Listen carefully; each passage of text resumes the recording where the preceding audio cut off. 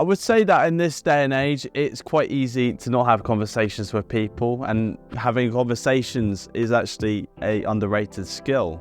Now, with the age of social media, people have even more time to edit or tweak their messages, or maybe not even talk or respond to this person to begin with. Having been an introvert for many years, I struggled to have conversations with people that actually flowed.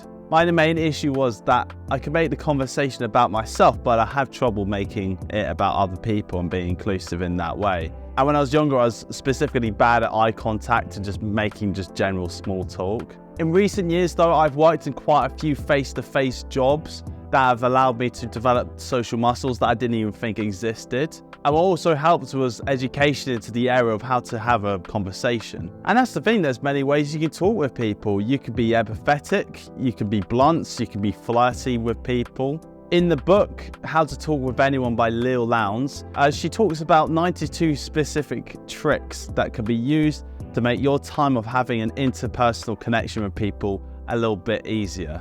Now, granted, that is a lot of tricks, so what I've done for you is distill most of these key points into one video. You can thank me later. Maybe this will be a good time to click the like button and subscribe while you're at it. Now, the first point is how to create a confident and relaxed vibe. On average, people actually tend to make their minds up about somebody within the first 7 to 10 seconds of them meeting them. Now, that is huge. That means you've only got up to 10 seconds to show someone that you're of value, basically. But now, here are a couple things of note. Now, before you go into any social environment, there's a couple things that you want to tick off your list.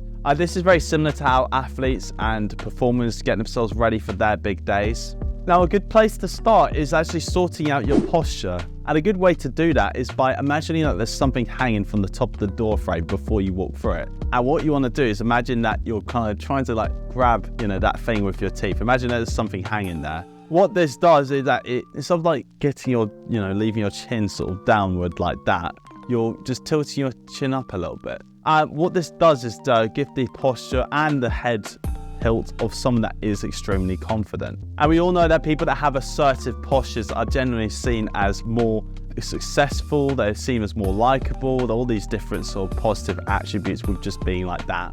Another thing to add whilst you're in social environments is to have open and relaxed body language. And the thing is, if you fidget, if you look nervous in any way, you're kind of giving the impression of someone that is distrustful. And most people don't think they're telling the truth even when they are. Now, this brings us on to the next point, and this is called sticky eyes. Now, imagine that when you're looking at someone that there's a sticky toffee type substance that's kind of almost semi-gluing you to their gaze. When you're trying to break eye contact from them, almost it's like you're comfortable letting it linger a little bit.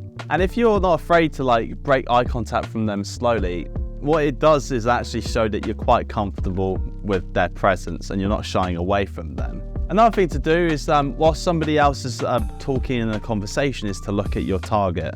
And yeah, that sounds quite bad. It sounds like, you're an assassin or something.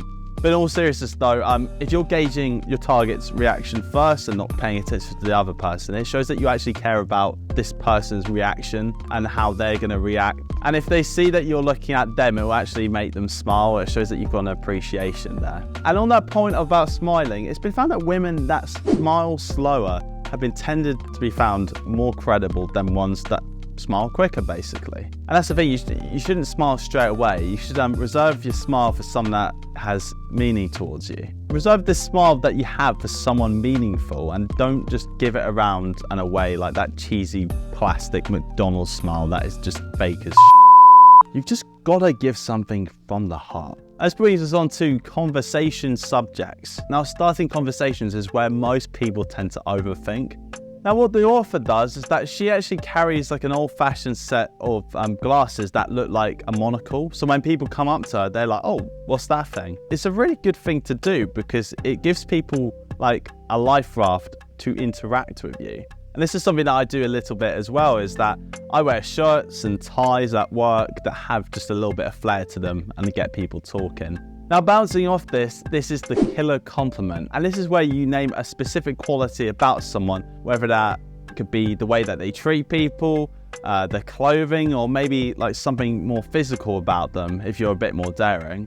But that's the thing, is that physical stuff only gets you so far in a conversation, so where to go from there? Like, what about you or them as a person? And this brings us on to never the naked job or question. And what Leo recommends is that whenever you're giving a description of what you do for work or in any general question whatsoever, you want to give people a little bit of meat on the bones, right? If someone asks you what you do and you just say, oh, I'm just a financial consultant, like, what does that actually tell them about what you do? Like, you want to give people a bit of meat on the bones. Like, instead of just saying you're a financial consultant, you should probably say, well, I actually manage the financial accounts and budgets for Disney movies and projects. That actually is something that most people have heard of. And another thing is that if someone comes up to you and goes, how are you? The one thing you don't want to do is just go, I'm good, you? Like, I absolutely hate it when people do that, because it's just like, it immediately puts you on the back foot. So don't do that as well when someone has a conversation with you. But let's say that the conversation is flowing, like, what else? Well, one thing that does help is that you should be a word detective. Now, look for a keyword or topic that your subject is immersed in, something that whenever this person is speaking about it, it makes them light up, it gets them so enthusiastic. And when this comes up, don't be afraid to bring this up later in conversation, or maybe even make like an inside joke about it. It shows that you're perceptive. And if you know your subject a little bit better, maybe there's a story that would present them in a really good light that they would definitely appreciate you in telling. And adding to this is that if there's something nice being said about a person through a mutual friend, don't be afraid to tell this person about it. For example, my sister had quite a funny compliment from my mate Matt. He almost has this gaze that traps you into it, and it's almost something that you can't look away from, but it makes you feel really comfortable. But she said it's like it's him staring into your soul. I told Matt about this and he found this really funny and he appreciated it, I guess. Now, fundamentally though, I think what it takes for you to attract certain people into your life is your personality. Now, one good trick that Leo mentions is to treat everybody like they're an old friend. And if you just treat everybody like you've known them for such a long time, it creates almost this loving barrier that kind of skips over the initial awkwardness of maybe meeting somebody. But most importantly, what you should be doing is matching somebody's mood. What you want to make sure is that you're not being upbeat around someone who's quite frustrated in the moment. And this just begs the question, what do people unconsciously look for in a conversation? And that's the thing, most people probably won't be happy if you just start talking to them about your Magic the Gathering obsession, but maybe there'll be quite a few people that would like you talking about that. But the big thing is that most people want conversations to be about themselves. They want to be appreciated and valued. There's something that my old sales manager used to mention to me, and that was that imagine the perfect person and you see them with a box, and that box lights up and it just says, make me feel special. And when you're talking to people, make sure you're using the word you a lot. Like, oh, you look good in that suit, or you look really happy today. And I think it's just a small thing that shows that you're acknowledging them and their presence a lot more than you could be acknowledging your own. And moving on from this is actually the premature we. What this is that whenever you're describing you with someone, you'd say we. So what that does is that it advances the intimacy of your recently established relationship. But say, for instance, a conversation isn't going well with someone. They are just struggling to understand where you're coming from, and no matter how many times you rigorously explain this back to them, they're just not getting it. Now, what you could do is just repeat the same thing that you said before, just once more. For example, I had this at work when I was inspecting like a property, and the person called me up about something and was like, oh, you know, there's an issue here. I had to repeat to him twice just because there was obviously, he wasn't understanding the first time. So when I explained to him again, what I did was leave a dead silence. I left a dead silent, and then I just stuck there with him on the phone, and then he eventually was like, right, I've got to do my part now. And yeah, it all worked out. That was good.